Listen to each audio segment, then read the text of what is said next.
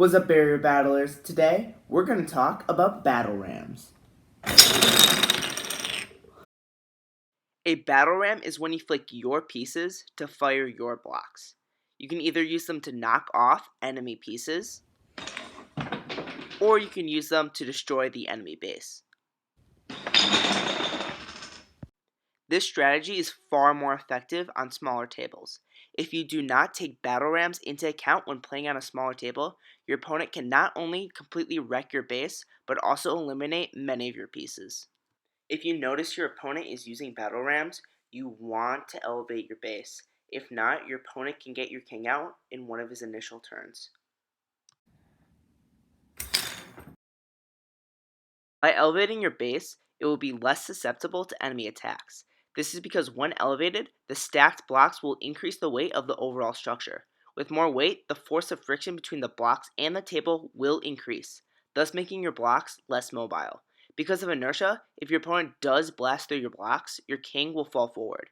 This is obviously not ideal, but it beats your king falling backward if your base was grounded, because then it could fall off the table. Also, put blocks both in front and behind your base to increase resistance. And finally, construct your base in the center of your side of the battlefield. If it's too close to your opponent, the battle ram will be able to keep more of its momentum when it hits your base. Conversely, if your king is too close to the back, the battle ram can easily knock your king right off the table. I'm about to fire it. Did basically nothing. If your opponent does not have any blocks behind their battle rams, you can both disable the battle ram and knock an enemy piece off the table. If your opponent does have a block behind their battle ram, you can still flick your piece into their battle ram to disable it.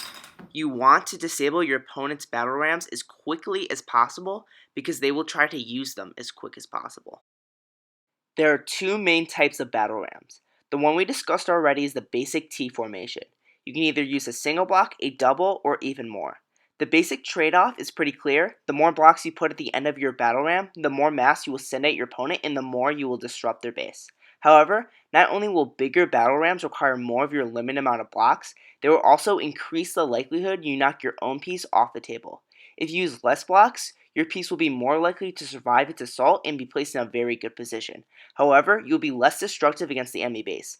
I prefer having 2 blocks at the end of my battle ram. That way I can still be disruptive and keep my piece alive. The second type of battle ram, I like to call the rocket ship.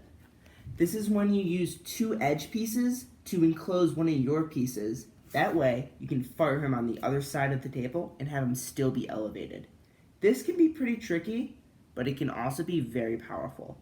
If you're using this strategy, put your rocket ship as close to the middle of the table as you legally can. See, that was really effective. However, if I was a little farther and I tried to shoot my rocket ship farther, my passenger fell. The same advice goes for countering rocket ships as battle rams. Simply build up. This way, despite the elevation of the enemy piece on your side, you can still get them. If your opponent does manage to move an elevated piece onto your side of the table, make sure to keep your grounded pieces away. Elevated pieces may have extra protection, but they rapidly lose accuracy at range. To end this off, we're going to give you guys some sweet gameplay of battle rams and rocket ships in action.